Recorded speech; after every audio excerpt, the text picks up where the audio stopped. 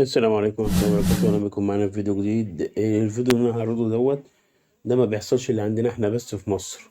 ده في دوري المظالم أو دوري القسم التاني اللي بعد دوري الممتاز على طول. دي مباراة ما بين الترسانة والسكة الحديد على ضربة جزاء.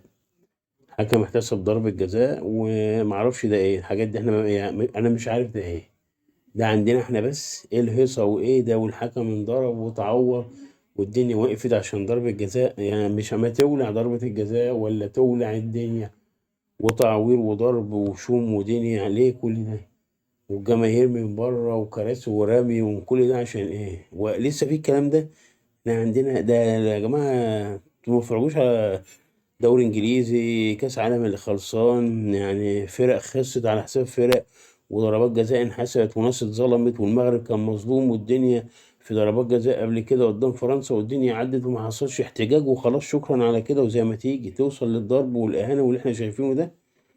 يعني احنا بصراحة احنا بعيد قوي عن كرة القدم، احنا لسه بدري علينا عبر حتى لما نفكر نعدي.